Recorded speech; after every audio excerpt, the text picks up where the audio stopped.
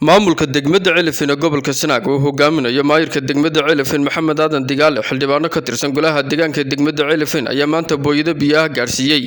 deegaanka Galcidle. Deegaankan biyaha la gaarsiiyay ayaa kamid ah 9 tuulo maamulka degmada Celifin ugu deeqeen gurmad biyood. waxaana ugu horeynba halkaasi ka hadlay maayirka degmada Celifin qaar kamid ah xildhibaanada golaha deegaanka degmada Celifin maamulaha wasaaradda biyaha iyagoo dhamaantoodba xukuumadda wasaaradda biyaha hay'adaha samafalka ugu baaqay in gurmad lala soo gaaro dadkaasi. taariikhdu tahay 10 bishii 11 2021 waxaan joognaa tuulada Galcidle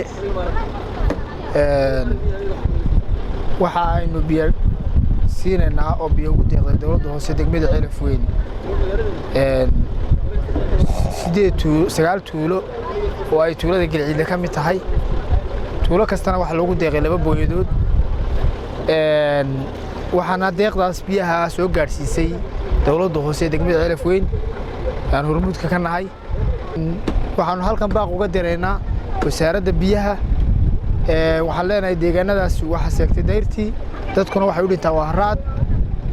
halala soo gaaro biyo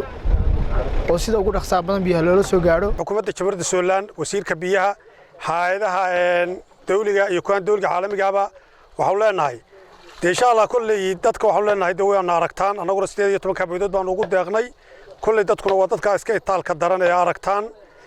dhulka qaar tifba kuma oran sida tuulooyin laga hadlay maalmin dhawadaadu way kala xuyeen waxaan soo gaarsiinay biyo caawima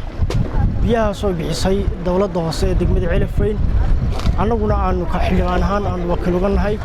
waxaan halkan baaq uga dirayaa wasaaradda biyaha waxaan leeyahay biyo la'aan baa ka jirta wax allaaliya wixii kale ay ugu dari kartana hagu soo daraan waxaan ka halkan ka salaamayaa agaasimaha guud ee wasaaradda biyaha iyo wasiirka biyaha waxaan leeyahay dadkii waa aragtaan baahi badan baa jirto biyood waa la idin sugayaa. sidoo kale waxa iyaguna halkaasi maamulka degmada Celifin uga mahad celiyay biyahan ay soo gaarsiiyeen shacab weynii ku dhaqnaa deegaankaasi. waxay noo keeneen maamulka iyo degmada Celifin biyihii waa aragtaan waa la shubayaa ka gees waa nagu filaatay ilaahay baan ugu mahadnaqaynaa mar labaad iyo mar saddexaad ba waxaan u sii mahadnaqaynaa dawladda hoose cusub